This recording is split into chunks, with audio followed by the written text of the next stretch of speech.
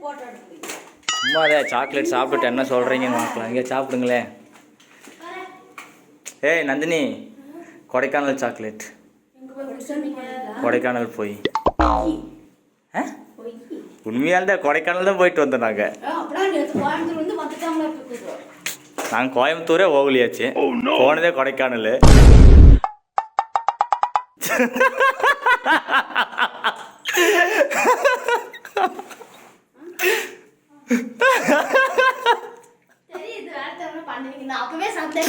சந்தேகப்பட்டையா? என்ன சந்தேகப்பட்டு?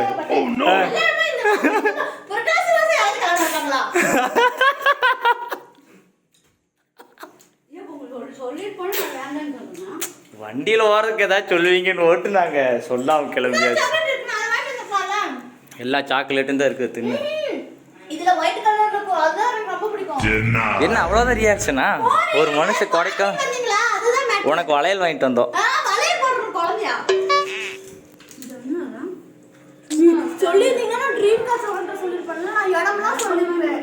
ட்ரீம் கேச்சர்லாம் இருந்துச்சு. ஆமாம், நாங்கள் பார்த்தோம்.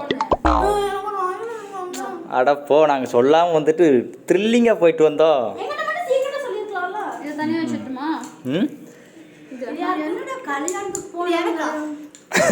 கல்யாணத்துக்கு போனவங்க என்னடா சாக்லேட் வாங்கிட்டு வந்திருக்காங்களே நினைச்சிங்களா? கொடைக்கானல் போயிட்டோம் நாங்கள். டூடு சண்டையா இருக்கட்டும். என்ன கவனிச்சேன்? ரெசார்ட் பார்க்குற பாத்தியாக்கு நீ பாவி. ஒரு வழியாக வந்துட்டு இது பண்ணியாச்சு. நீங்கள் மாமாட்ட சொல்லலாமா வேண்டாமா? நாங்கள் எல்லா இடம் போயிட்டு நாங்கள் ட்ரெக்கிங் போயிட்டு வந்தோம் தெரியுமா? இது டால்ஃபின் ஹவுஸ்.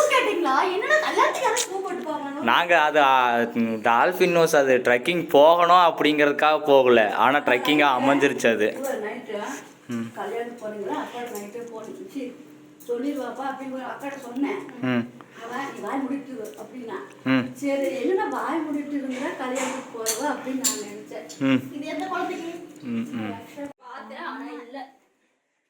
எங்க வாங்கினதுன்னு சொல்லு. கொடைக்கானல். நாங்க கல்யாணத்துக்கு அது உனக்குதான். நாங்க 4 தின்னுட்டு தருவோம். சூப்பரா இருக்கு. நான் அப்படியே ஒன்னு சாப்பிட்டேன். நாங்க 4 தின்னுட்டு தருவோம். இது சாப்பிட்டு பாரு, உள்ள இது இருக்குல்ல, இது கூட நான் இது ஒண்ணுதான் இருக்குது. அது பாதி கடிச்சிட்டு பாரு, உள்ள இது இருக்கு. அந்த ஜாம் வச்சு நல்லா இருக்கு. நான் அப்படியே ஒன்னு எடுத்து சாப்பிட்டேன். அங்க வரு. ஏன்டா இவ்வளவு பக்கத்துல வர? எங்க தாயை காட்ட ரியாக்ஷனை பார்க்கலாம். அவங்க கல்யாணத்துக்கு போறேன்னு சொல்லிட்டு கோழிக்கோள் மாமா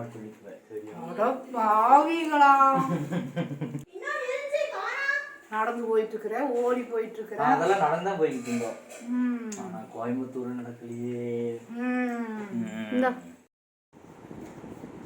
பார்த்தீங்கன்னா நாங்கள் மாமனரில் இல்லை, கொடைக்கானல் போயிட்டு வந்ததை பார்த்து எங்கள் வீட்டில் எல்லாம் எப்படி ரியாக்ஷன் பண்ணாங்கன்னு பார்த்துருக்கீங்க.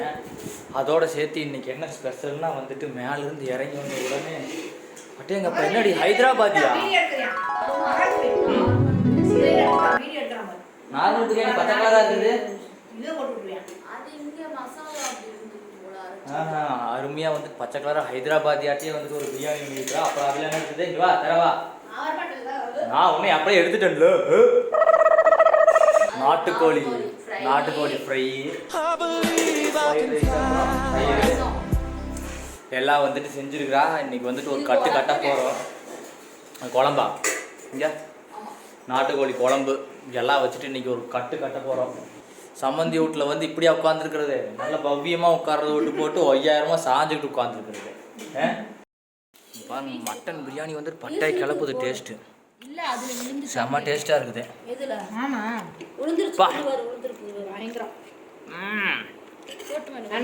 செம்ம டேஸ்ட்டாக இருக்குது மட்டன் பிரியாணி.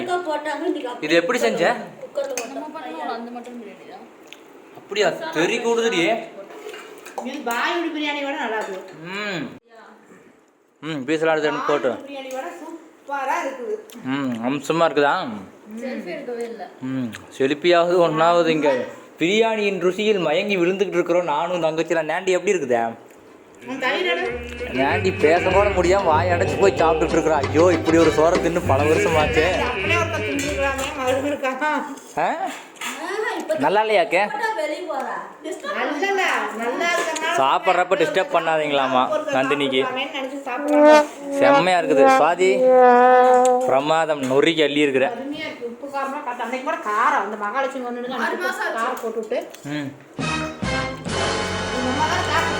என்ன சம்மந்தி போட்டு திட்டுற நீ வாட்டுக்கு?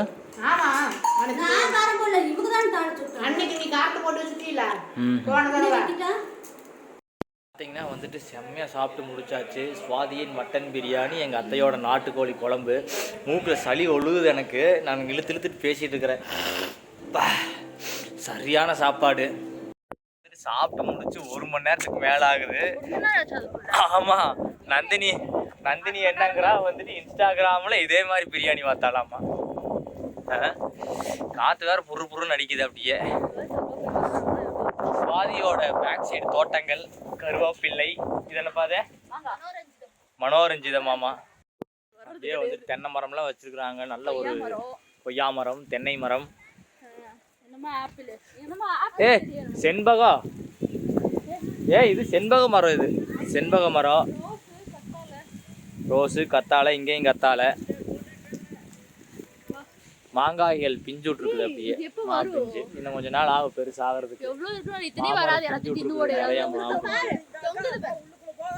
அங்க ஒரு மாங்காய், மாங்குலைகள். குலைன்னு தானே சொல்லுவாங்க, கொத்துன்னு சொல்லுவாங்களா? மாங்காய் கொத்தும்பாங்களா, குலைம்பாங்களா? தென்னங்குலைம்பாங்க, பனங்குலை. மாங்காய் கொத்துன்னு நினைக்கிறேன். தமிழ் எல்லாம் மறந்து போச்சு. கொத்து கொத்தா காசு தொங்குது. ஏய், தமிழ் எவ்வளோடா நீ? 91? 93? மாங்காயை வந்துட்டு குலைன்னு சொல்லுவாங்களா, கொத்துன்னு சொல்லுவாங்களா? குலையா? மாங்குலைகளா? ஆஹா, என்னத்தையோ போட்டு அடிச்சு விட்டுட்டியா? நல்லா இல்லையா? தேங்காய் இப்போ காஞ்சது. நீமா எடுத்து மட்டை எடுக்கணும். கொஞ்சம் காஞ்சிச்சுன்னா, காய்ச்சல் ஆச்சுன்னா. எது செவ்வாழையா? இது செவ்வாழை மரமாமா. என்ன இது 4 இலை தான் இருக்குது. தண்ணியே விட மாட்டேங்கிறீங்க நீங்க.